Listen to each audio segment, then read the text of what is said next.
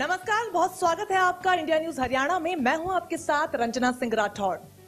क्या आपने कभी भगवान को देखा है? मैंने भी नहीं देखा, लेकिन वो कहते हैं ना कि धरती पर अगर कोई भगवान है तो वो है हमारे डॉक्टर्स, जिसका एक नमूना हमने कोरोना काल के दौरान देखा, जहां पर समूचा देश लॉक था। तो वही अगर कोई अनलॉक था तो वो हमारे देश के डॉक्टर्स, स्वास्थ्यकर्मी, फ्रंटलाइन वर्कर्स। ऐसे में पूरी निष्ठा और लगन के साथ उन्होंने अपनी जान की परवाह न करते हुए इस देश को अपना समय समर्पित किया। और उसी सिलसिले में आज इस कार्यक्रम में खास बातचीत के लिए हमारे साथ डॉक्टर एसएस बंसल मौजूद हैं। एसएसबी अस्पताल के मैनेजिंग डायरेक्टर और चेयरमैन हैं। सर, बहुत स्वागत है आपका हमारे साथ। Thank you very much Ranjana. साथ ही आपको बता दें कि कार्डियोलॉजी डिपार्टमेंट को हेड भी करते हैं डॉक्टर साहब। विस्तार से आपसे इसको लेकर जानकारी लेंगे, हमारे दर्शकों तक आसान शब्दों में इस डिपार्टमेंट और इससे संबंधी बीमारियों के बारे में जानकारी पहुंचाएंगे। लेकिन उससे पहले मैं अपने दर्शकों को बता दूं कि एक लंबा चौड़ा तजुर्बा है इनके पास, और यही वजह है कि आज हमने खास मेहमान के तौर पर इनको बुलाया है। और साथ ही हाल ही में एक बुक भी आपने लिखी है जो amazon.in पर अवेलेबल है। क्या कुछ खास है उस पर भी यहाँ पर जानकारी लेंगे। और एक बहुत बड़ा अचीवमेंट भी है, हाल ही में आयुष्मान 2020 अवार्ड से भी सर को नवाजा गया। सबसे पहले बहुत बहुत बधाई सर उसके लिए। Thank you very much Ranjana ji, और आपके चैनल को भी बहुत बहुत शुक्रिया कि thank you so much sir for your kind words. और मैं चाहता हूँ कि हमारे देश में थोड़ी हार्ट की बीमारियों के बारे में अवेयरनेस बढ़े। उसके लिए जो कॉमन लोगों के बीच में भ्रांतियां हैं, उसके ऊपर आपको जो भी लगता है कि इम्पोर्टेंट क्वेश्चंस हैं पब्लिक के पॉइंट ऑफ व्यू से, वो आप मुझे मैं चाहूंगा कि उन भ्रांतियों को दूर किया जाए और उन क्वेश्चंस पे I would like to throw some light on those. बिल्कुल, और यहीं से मैं शुरुआत भी करना चाहूंगी। मैं सवाल पूछूं उससे पहले ही आपने शुरुआत कर दी। हार्ट अटैक आज के समय में बहुत ज्यादा कॉमन है सर। ऐसे में जो युवा है उनमें भी हार्ट अटैक की समस्या देखी जाती है, कई लोगों की जान तक चली जाती है। ऐसे में हाल ही में WHO ने एक रिपोर्ट जारी की जिसमें ये बात बताई गई है कि सबसे ज्यादा मौतें जो होती हैं वो हार्ट संबंधी बीमारियों से ही होती है, और ये अपने आप में बहुत खौफनाक है। आपसे जानना चाहेंगे कि हार्ट अटैक होता क्या है और लक्षण क्या है, कैसे समझा जाए कि हार्ट अटैक हो सकता है? ये बड़ा इंपॉर्टेंट सवाल है कि भी हार्ट अटैक के लक्षण क्या है और हार्ट अटैक होता क्या है। बेसिकली दो चीजें हैं जो पब्लिक को समझनी बहुत जरूरी है कि हार्ट अटैक और एंजाइना दोनों ही स्थितियां अलग अलग हैं। एंजाइना में क्या होता है कि पेशेंट को चेस्ट पेन होता है हार्ट की वजह से। हार्ट की नस में अगर ब्लॉकेज है, सीरियस ब्लॉकेज है, 70% से ऊपर है, तो उसको चलने में जो चेस्ट में पेन होता है उसको हम एंजाइना कहते हैं। तो एंजाइना और हार्ट अटैक के लक्षण कैसे हम पहचानेंगे, उसके लिए मैं आपको 2-3 इंपॉर्टेंट बातें बताना चाहता हूं कि हर पेशेंट में हार्ट अटैक, पहले हम हार्ट अटैक को ही लेते हैं कि हार्ट अटैक में पहली बात तो ये कि जो सिम्टम्स है वो आधे घंटे से ज्यादा चलते हैं। और हार्ट अटैक के लक्षण पहचानने सभी के लिए बहुत जरूरी है, बिकॉज 16% लोगों की डेथ जो है वो विद इन 1 आवर हो जाती है। तो उसमें 1 घंटे के अंदर आपको अगर लक्षण पहचानोगे, एक्शन लोगे, तो 1 घंटे के अंदर अंदर सारा आपको इमीडिएटली पहचानना है। जो लोग इसमें जिनको अवेयरनेस नहीं होती वो कई बार इसको गैस समझते हैं या कुछ इग्नोर कर लेते हैं, किसी और वजह से चीज से रिलेट कर लेते हैं और ये सोच लेते हैं कि ये हार्ट अटैक तो मुझे कभी हो ही नहीं सकता। तो वहां पे उन लोगों की, कईयों की, उनमें से 16% की जान पहले 1 घंटे में चली जाती है। इसलिए लक्षणों को पहचानना बहुत जरूरी है। लक्षण जो होते हैं, मैं एक बात बताना चाहता हूं कि हार्ट अटैक के लक्षण जो होते हैं, या तो पूरी छाती में चेस्ट पेन होता है। काफी लोग सोचते हैं कि हार्ट का पेन लेफ्ट साइड में होगा, पर ऐसा नहीं है। हार्ट का पेन पूरी छाती में होता है। ऐसा लगता है जैसे छाती को किसी ने जकड़ लिया हो, या छाती के ऊपर पत्थर रख दिया हो, या रस्सी से कस दिया हो छाती को, या पूरे छाती में कोई गुब्बारा सा फूल गया हो। तो उनको लगता है कि बार की पूरी छाती में गैस भरी हुई है। तो कई बार ऐसा होता है कि पेशेंट को गले में घुटन हो जाती है, जैसे लगता है गला किसी ने दबा दिया हो, घुट गया हो गला। कई बार पीठ में दर्द शुरू हो जाता है, सेंटर ऑफ द बैक में। कई बार दोनों शोल्डर्स में, दोनों हाथों में पेन होने लगता है। कई बार सिर्फ लेफ्ट आर्म में पेन होता है। और अगर ये पेन आपके साथ में घबराहट भी हो रही हो, वॉमिटिंग की फीलिंग हो रही हो, तो जरूरी नहीं है सबको हो, और या पसीने भी आ रहे हों, या कई बार चक्कर आने लगते हैं, सांस फूलने लगता है, ऐसा बेहोशी सी भी आने लगती है कई बार, बीपी अगर कम होने लगे तो ये सारे लक्षण जो हैं इनको बहुत सीरियसली लेना चाहिए। ये बहुत ज्यादा महत्वपूर्ण भी है डॉक्टर साहब, वो इसलिए भी क्योंकि लोगों को लगता है कि चूंकि नाम बीमारी का हार्ट अटैक है तो दिल में जो समस्या आएगी वही ये बीमारी होगी। लेकिन चूंकि आप जिक्र कर रहे हैं, जो कि बहुत ज्यादा इंपॉर्टेंट भी है हमारे दर्शकों को ये जानना कि अगर आपके हाथ में भी पेन है, जो कि सर्वाइकल भी हो सकता है जैसा कि डॉक्टर साहब बता रहे हैं, लेकिन एक लक्षण इसका भी हो सकता है। हालांकि उम्र को लेकर भी कई बार कंफ्यूजन होता है कि उम्र के साथ शरीर कमजोर होने लगता है। क्या मेजर रोल कहीं ना कहीं एज भी इसमें प्ले करती है? जैसे जैसे हमारी उम्र बढ़ती है वैसे वैसे हार्ट अटैक के चांसेस बढ़ते जाते हैं। पहले ये सोचा जाता था, आज से 20 साल पहले हम सोचते थे कि 40 साल से कम के लोगों में हार्ट अटैक नहीं होता। तो ये धारणा एक जनरल डॉक्टर्स की होती थी कि अगर 40 साल से कम उम्र का पेशेंट आया है तो अगर वो चेस्ट पेन बोल भी रहा है तो लोग सोचते थे कि इसको हार्ट की प्रॉब्लम नहीं हो सकती, ये बहुत यंग है, he is too young for heart attack. पर जैसे जैसे समय बीत रहा है हम देख रहे हैं कि younger and younger patients are coming with heart attack. जिन लोगों की फैमिली हिस्ट्री होती है, जिन लोगों के हाई कोलेस्ट्रॉल होते हैं या जो स्मोकर होते हैं, ऐसे लोगों में ज्यादातर यंग एज में हार्ट अटैक बहुत फ्रीक्वेंटली आते हैं। मैंने अपनी लाइफ में 20 से 40 की ईयर्स की एज ग्रुप में बहुत सारे पेशेंट्स को हार्ट अटैक के साथ ट्रीट किया है। तो पिछले 26 सालों में मैंने देखा है कि पहले से बीमारी जो है अब जल्दी आने लगी है। तो कोई भी एज, जो 20 साल से ऊपर का पेशेंट अगर चेस्ट पेन के साथ हॉस्पिटल में आता है तो उसको अपनी कम से कम ईसीजी जरूर करा लेनी चाहिए। ये नहीं मानना चाहिए उसको कि मैं इतना छोटा हूं कि मुझे हार्ट अटैक नहीं हो सकता। इवन अभी मैंने थोड़े दिन पहले 31 ईयर ओल्ड गर्ल जो डांस करते हुए किसी पार्टी में कोलैप्स हो गई थी, उसको लेके आए तो उसको हार्ट अटैक था। तो उसकी मेन आर्टरी ब्लॉक थी, उसकी एंजियोप्लास्टी करके उसकी जान बचाई। तो मैं उम्र के में जो लोग 20 साल से ऊपर होते हैं उनमें किसी को भी अगर चेस्ट पेन होता है या हार्ट के लक्षण आते हैं तो उसको इग्नोर नहीं करना चाहिए। इसके कोई प्री प्रिकॉशंस हो सकते हैं, जैसे कि कई बार कई बीमारियों में डाइट को लेकर प्रिकॉशंस लेने की सलाह डॉक्टर्स द्वारा दी जाती है, जैसे कि जिक्र आप कर रहे हैं कि चेस्ट में पेन होता है तो उसको बहुत लाइट नहीं लेना है, तो उसके लिए कोई प्री प्रिकॉशंस यहाँ पर मरीजों के लिए? जो देखो, दो तरह की चीजें हैं। एक तो है कि हमें प्रिवेंशन की बात कर रहे हो ना आपकी, हमें कि कैसे प्रिवेंट करनी है। तो जो प्रिवेंशन है वो दो तरह की है। एक तो प्रिवेंशन है कि भी हार्ट अटैक हो ही ना, तो वो प्रिवेंशन के लिए हमें क्या करना चाहिए। एक दूसरी प्रिवेंशन होती है भी अगर आपको हार्ट अटैक हो गया तो आपने सडन डेथ को कैसे प्रिवेंट करना है। ठीक है, तो हार्ट अटैक हो ही ना उसके लिए दो चीजें बड़ी इंपॉर्टेंट है। एक तो परहेज हो गए, दूसरा है कि रेगुलर टेस्टिंग।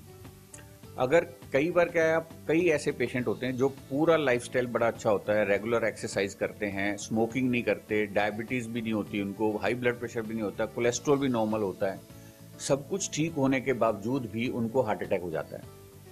कई पेशेंट हमारे पास आए जो रेगुलर 10-10 किलोमीटर 5-5 किलोमीटर सैर करते थे रेगुलरली, कोई बैड हैबिट नहीं थी, और उनको रेगुलर एक्सरसाइज में मॉर्निंग में हार्ट अटैक हुआ और पार्क से सीधा उनको इमरजेंसी में लाए हमने, एंजियोप्लास्टी की। तो इसलिए मैं एक तो ये है कि प्रिकॉशंस बहुत जरूरी हैं, लेकिन फिर भी किसी को हार्ट अटैक ऐसा नहीं है कि उससे गारंटी नहीं मिलती कि आपको हार्ट अटैक नहीं होगा।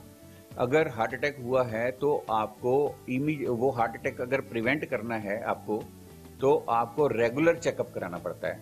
हर साल after the age of 30 at least आपको अपना लिपिड प्रोफाइल, अपना इको, अपना टीएमटी, ये 3 टेस्ट हर साल, और शुगर, ब्लड प्रेशर, ये 4-5 पैरामीटर अपने हर साल चेक कराने चाहिए। Particularly in males above the age of 30, in females above the age of 40। अगर किसी की फैमिली हिस्ट्री है तो उसको 10 साल पहले से ही चेक कराना शुरू कर देना चाहिए। तो टेस्टिंग से, और खास तौर पे एक टेस्ट आता है सीटी कोरोनरी एंजियो। इन सीटी कोरोनरी एंजियो जैसे ही ब्लॉकेज बननी शुरू होती है, 10%, 20%, 30%, कोई भी लेवल की ब्लॉकेज होगी, कोलेस्ट्रॉल डिपोजिशन शुरू होगा, तो सीटी कोरोनरी एंजियो में आपको पहले ही पता चल जाता है। तो परहेज करना और दवाई लेना बहुत जरूरी है। कहीं ना कहीं यही वजह है कि युवा के तबके में आजकल ये डिजीज बहुत ज्यादा देखने को मिल रही है, क्योंकि जो खान पान की आदतें हैं जिनका जिक्र आप कर रहे हैं वो बहुत ज्यादा प्रचलित है। ऐसे में बहुत सारा समय आपके अस्पताल में मैंने बिताया, जहां पर नीचे न सिर्फ फरीदाबाद बल्कि कई अलग अलग क्षेत्रों से मरीज वहां पर पहुंचे हुए थे।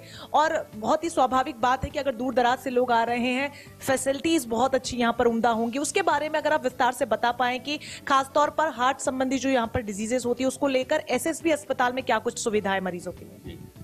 मैं आपको ये मुझे कहते हुए बड़ी खुशी हो रही है कि हमारे पास प्रैक्टिकली डायग्नोसिस के लिए सारी सुविधाएं हैं। हमारे पास सीटी कोरोनरी एंजियोग्राफी है जो पहले से ही 10 साल पहले ही बता सकता है आपको कि आपको हार्ट अटैक होने का कितना रिस्क है भी कि नहीं, और उसको कैसे प्रिवेंट करना है अगर ब्लॉकेज बन गई है तो वो एक है। उसके बाद हमारे पास एडवांस्ड इको कार्डियोग्राफी है, होल्टर है मल्टीपल। उसके बाद ट्रेडमिल मशीन लेटेस्ट हमने ली है अभी। उसके बाद 2 कैथ लैब हैं, एक कैथ लैब आ गई, एक इंस्टॉल हो रही है, दूसरी 2 कैथ लैब हैं, ताकि एक बार अगर किसी पेशेंट की एक कैथ लैब बिजी है, मान लो पेस मेकर लगाने के लिए या किसी और चीज के लिए, तो दूसरी कैथ लैब हमेशा अवेलेबल रहती है 24 hours for heart attack patient. क्योंकि हार्ट अटैक की बेस्ट ट्रीटमेंट जो है वो एंजियोप्लास्टी है। जितनी जल्दी हम आर्टरी को खोल देंगे हार्ट अटैक के दौरान, तो उतनी ही पेशेंट का हार्ट कम डैमेज होगा और उतनी फास्ट रिकवरी होगी और उसका उतनी ही बेटर क्वालिटी ऑफ लाइफ रहेगी। इसलिए हमने 24 आवर्स अवेलेबल रखी है ये सर्विस की। रात को 2 बजे भी अगर हार्ट अटैक का पेशेंट आता है तो हम सुबह तक की वेट नहीं करते, उसकी रात को ही आर्टरी की एंजियोप्लास्टी की जाती है। उसी तरह से अगर एक कैथ लैब बिजी है तो दूसरी कैथ लैब में उसकी एंजियोप्लास्टी की जाती है। तो एक तो ये बड़ी सुविधा है। उसके अलावा हार्ट की जितनी सर्जरीज हैं, चाहे वो हार्ट होल की सर्जरी हो, चाहे हार्ट के वाल चेंज करने हो, चाहे हार्ट की नसों की बाईपास करनी हो बीटिंग हार्ट पे, या मिनिमली इन्वेजिव छोटे कट में से वाल चेंज करना हो, छोटे कट में से बाईपास करनी हो, वो और बेंटल ऑपरेशन। हार्ट के अंदर 4 डिफेक्ट होते हैं, कई बार उसको टेट्रोलॉजी और फेलो कहते हैं, 5 डिफेक्ट होते हैं उसको पेंटोलॉजी और फेलो कहते हैं। वो सारी सर्जरीज हम करते हैं। बिल्कुल, और ये बहुत ही बेहतरीन बात है कि फरीदाबाद जैसे क्षेत्र में आप इतनी तमाम सुविधाएं हैं, जिसको लेकर आप एक दौर था जब भारत से लोग बाहर जाते थे बड़ी बड़ी बीमारियों का इलाज करवाने के लिए, लेकिन आज दूसरे देशों से लोग हमारे देश में आ रहे हैं और कहीं ना कहीं श्रेय आप जैसे डॉक्टर्स को जाता है कि इतने बेहतरीन अस्पताल यहाँ पर बने हैं। और जिक्र जैसा कि आप कर रहे थे, कई लैब्स का आपने जिक्र किया, मैं चाहूंगी कि आप प्रैक्टिकली अगर हमें दिखा सके तो सिस्टम काम कैसे करता है, ये हमारे दर्शक भी देखेंगे। जी जरूर, मैं आपको थोड़ा सा दिखाता हूँ डिपार्टमेंट में क्या क्या कैसे कैसे पेशेंट का काम किया जाता है।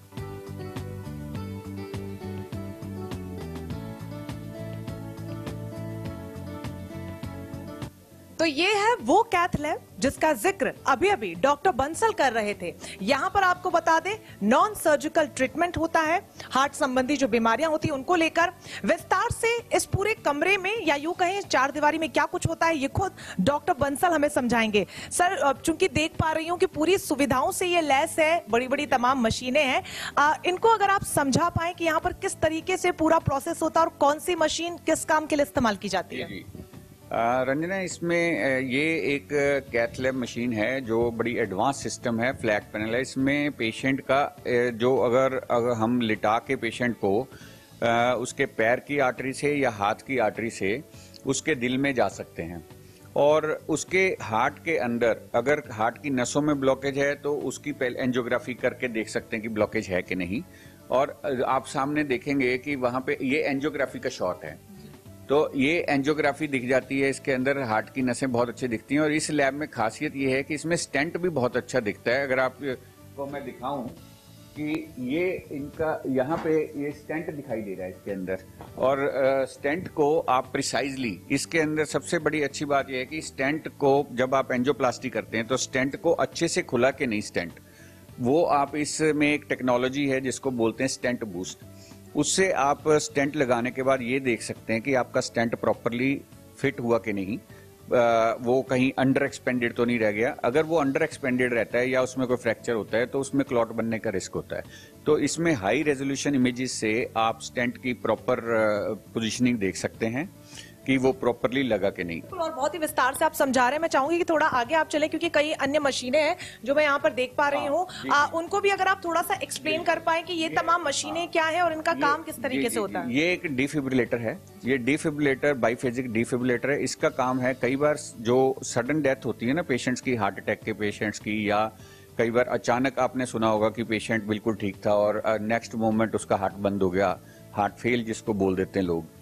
वो एक्चुअली एक कंडीशन होती है जिसको बोलते हैं वेंट्रिकुलर टैकीकार्डिया, वेंट्रिकुलर फिब्रिलेशन, जिसमें हार्ट की जो वेंट्रिकल है वो इंस्टेड ऑफ कॉन्ट्रैक्टिंग वो फिब्रिलेट करने लगती है। जब वो फिब्रिलेट करती है तो उस समय हार्ट पंप नहीं कर पाता और 3-4-5 मिनट में पेशेंट की डेथ हो जाती है। तो इसी वजह से काफी लोग जो है हॉस्पिटल में पहुंचने से पहले उनकी डेथ हो जाती है। हार्ट अटैक के बाद खास तौर पे 16% लोगों की पहले घंटे में जो डेथ होती है वो वीएटी वीएफ की वजह से होती है। ये मशीन अगर इसलिए एयरपोर्ट पे, पब्लिक प्लेसेस पे अमेरिका में रखी जाती है ताकि और लोगों को ट्रेन किया जाता है, पैरामेडिकल स्टाफ को, नर्सिंग स्टाफ को और सभी को, इवन नॉर्मल पब्लिक को भी, कि अगर किसी का हार्ट बंद हो जाए तो इस मशीन को कैसे इस्तेमाल करना है, फटाफट वो शॉक देना होता है। It is a matter of few seconds पे। हमारे पास जो पेशेंट आते हैं इमरजेंसी में हमने रखी हुई है, हर फ्लोर पे रखी हुई है, हर आईसीयू में रखी हुई है। किसी भी जगह पे अगर किसी का हार्ट बंद होता है हॉस्पिटल में तो उसको एकदम शॉक देके उसको विद इन 1 मिनट रिवाइव कर देते हैं। तो ये मशीन का शॉक देने से एक आप सडन डेथ को प्रिवेंट कर सकते हैं, लाइफ को बचा सकते हैं। बिल्कुल। और एक बेसिक सा सवाल डॉक्टर बंसल अब आपसे जानना चाहूंगी, क्योंकि एक लंबा दौर हमने कोरोना का देखा, हालांकि सब कुछ लॉक था लेकिन अस्पताल अनलॉक थे और वो बहुत ज्यादा जरूरी भी है। ऐसे में अभी भी लोगों के मन में कहीं ना कहीं भय है कि अस्पतालों में जाने से झिझकते हैं। क्या कुछ तैयारियां रहती हैं आपके अस्पताल की, खास तौर पर क्योंकि इतनी बड़ी डिजीज है, लोग आने से भी कतराए ना, इसको लेकर तैयारियां कोरोना के लिहाज से आपके अस्पताल में क्या क्या कुछ की गई? हमने कोरोना के बहुत सारे पेशेंट ट्रीट किए। हमने एसएसबी हॉस्पिटल में एक आईसीयू पूरा कोरोना के लिए डेडिकेटेड था, एक पूरा फ्लोर प्राइवेट रूम्स का, एक जनरल वार्ड का पूरा फ्लोर हमने कोरोना के पेशेंट्स के लिए रखा था। पर फॉर्चुनेट उस समय तो हमारे पास बेड की प्रॉब्लम हो गई थी बिकॉज इतने ज्यादा पेशेंट थे। प्राइवेट रूम भी फुल हो गए थे, कोविड का जो फ्लोर था, जो जनरल वार्ड थे वो भी फुल थे, आईसीयू भी फुल था। लेकिन लकीली अब कोविड के पेशेंट्स आने बंद हो गए हैं। हार्डली कोई पेशेंट आता है, 3-4 दिन में कोई आ गया। उनके लिए हमने एक सेपरेट स्वीट रखा हुआ है, सेपरेट उसमें 4 बेड लगा रखे हैं, तो वहीं पे ट्रीट करते हैं। एक आईसीयू उनका छोटा सा बना दिया बिकॉज पहले तो बहुत ज्यादा पेशेंट थे तो हमने बड़ा आईसीयू रखा था। तो अब तो लकीली पेशेंट्स कोविड के हर्ड इम्यूनिटी डेवलप हो चुकी है, वैक्सीनेशन भी शुरू हो गई है। अब कोविड के पेशेंट्स काफी कम हैं और मुझे लग रहा है बेड्स कोविड के ज्यादा हैं, पेशेंट अभी कम हैं। बिल्कुल, ये अच्छी बात जरूर है, लेकिन एक बहुत अच्छी बात ये भी है कि जहां पर अस्पताल अपना अपना काम कर रहे थे, हर कोई अपना योगदान दे रहा था, वहां पर एसएसबी अस्पताल ने भी कोरोना महामारी में अपना एक योगदान जरूर दिया है और ये एक झलक भर है। ऐसे में कई ऐसी सुविधाएं यहाँ पर मौजूद हैं जो विश्व स्तरीय है और यही वजह है कि मैं बार बार कह रही हूँ कि बड़ी तादाद में यहाँ पर मरीज पहुंच रहे हैं, जिसकी झलक भी हम आपको लगातार दिखा रहे हैं। आप बने रहिए हमारे साथ।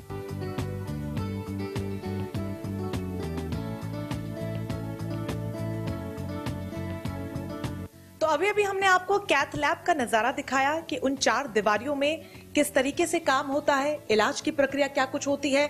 लेकिन डॉक्टर साहब, जहन में एक सवाल ये भी आता है, चूंकि बाईपास सर्जरी का जिक्र आपने किया, विस्तार से बताया, लेकिन कई केसेस में बाईपास सर्जरी को एग्जीक्यूट नहीं किया जा सकता। उन मरीजों के लिए क्या कोई ऑप्शन अवेलेबल है? जी, ये बड़ा इम्पोर्टेंट इशू है कि भी जो पेशेंट्स जिनका बाईपास सर्जरी करना चाहिए लेकिन उनको अगर मल्टीपल प्रॉब्लम्स हैं, यानी कि जैसे मान लो फॉर एग्जांपल उनको लंग डिजीज है या उनको किडनी डिजीज है या उनका लीवर बहुत अच्छा नहीं है जो इतनी बड़ी सर्जरी बर्दाश्त कर सके, या उनकी एज बहुत ज्यादा है, तो ऐसे पेशेंट्स जिनकी बाईपास सर्जरी में रिस्क बहुत ज्यादा है, क्योंकि surgery after all it is a major surgery. तो पहले क्या होता था कि ऑप्शंस नहीं, कोई होती नहीं थी उनके लिए, लोग जो हैं प्रैक्टिकली दवाइयों पे रखते थे। पर पेशेंट जिसको बहुत ही सीवियर डिजीज है, जो बिना बाईपास ठीक नहीं हो सकता, उसके लिए आपको प्रैक्टिकली जो फिट नहीं है उसको छोड़ना पड़ता था। सफरिंग पेशेंट की जो है आप कम कर नहीं पाते थे। अब आजकल एडवांसमेंट एंजियोप्लास्टी में इतनी हो गई है कि जो हार्डेस्ट ब्लॉक्स हैं, जो प्रॉब्लम क्या होता है कि एक सिचुएशन होती है जिसको बोलते हैं chronic total occlusion, CTO. CTO में क्या होता है कि ब्लॉक इतने हार्ड होते हैं कि वायर क्रॉस नहीं कर पाती उनको, और काफी समय से बंद पड़ी होती हैं नसें, जिनको खोला नहीं जा सकता। बहुत हार्ड ब्लॉक और लंबे ब्लॉक, हार्ड और कंप्लीटली ब्लॉक्ड आर्टरी जिसमें बहुत ही severe hard and calcified block हो, उसको खोलना प्रैक्टिकली इम्पॉसिबल होता था पहले। आजकल नई टेक्नोलॉजी से उनको भी खोला जा सकता है। इसलिए कई पेशेंट जो फिट नहीं होते, हम उनकी एंजियोप्लास्टी, हमारी स्पेशलिटी यही है कि जो लोग बाईपास नहीं करा सकते, जो फिट नहीं है या बिल्कुल तैयार नहीं है मेंटली बाईपास कराने के लिए, वो पेशेंट्स हमारे पास, इंटरनेशनल पेशेंट भी ऐसे बहुत आते हैं जिनका बाईपास कराना जो है वो बिल्कुल तैयार नहीं है बाईपास के लिए। वो सब सोचते हैं हम मर जाएंगे, बाईपास नहीं कराएंगे। तो ऐसे पेशेंट्स जो हैं जिनके बड़े हार्ड और स्टबर्न ब्लॉक्स होते हैं, उनको with special wires and special techniques जो है हम उनकी एंजियोप्लास्टी स्टेंटिंग करते हैं और हमें उसमें बड़ी हाई सक्सेस मिलती है। बिल्कुल, जितनी गंभीर डॉक्टर साहब ये बीमारी है उतना ही जरूरी इसके इलाजों को जानना भी। और यही वजह है कि शायद हाल ही में आपने एक बुक भी लिखी है जिसका नाम है all you need to know about heart. इसके बारे में कुछ हमारे दर्शकों को बताइए। जी, ये मैंने अपने पेशेंट्स के लिए लिखी है, बिकॉज पेशेंट्स की बहुत सारी क्वेरीज होती हैं, बहुत सारे सवाल होते हैं एंजियोप्लास्टी के बाद, बाईपास के बाद और डाइट के बारे में। तो मैंने ये सारे सवाल जो हैं, जो पेशेंट हमेशा, मुझे 26 साल हो गए मुझे प्रैक्टिस में एज ए कार्डियोलॉजिस्ट, तो मैंने लाखों पेशेंट्स का इलाज किया है। तो उनके सवाल लगभग सेम होते हैं, सेम क्वेरीज होती हैं और ओपीडी में इतना रश होता है कि आप उनका जवाब नहीं दे पाते कई बार। तो हम क्या करते हैं, अपने पेशेंट्स को बुक देते हैं जिसमें सारे सवालों का उसके जवाब है। इसको क्वेश्चन आंसर फॉर्म में हमने बुक मैंने बनाई है और इस बुक को काफ़ी पॉपुलर भी है, काफ़ी लोगों ने इसको पसंद किया और मेरे पेशेंट्स जो हैं उसको पढ़ लेते हैं तो वो कहते हैं जी हमें हमारे क्वेश्चनों के जवाब मिल गए। तो इससे हमारा टाइम बचता है, पेशेंट के लिए भी ये है कि आराम से अपने कन्वीनियंट टाइम पे पढ़ लेता है।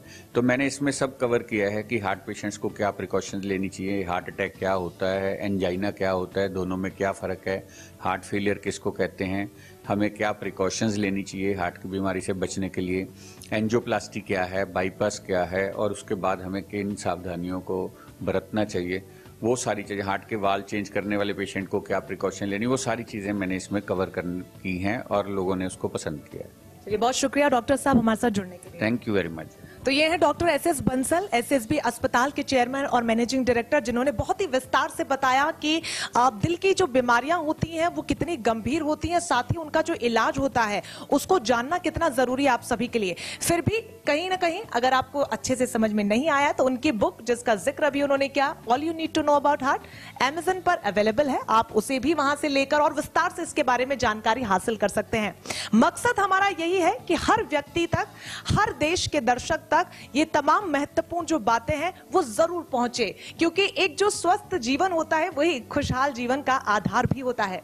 तो चलिए, इसी के साथ मेरे साथ फिलहाल के लिए बस इतना ही। लगातार बड़ी खबरों के लिए आप बने रहिए हमारे साथ। नमस्कार।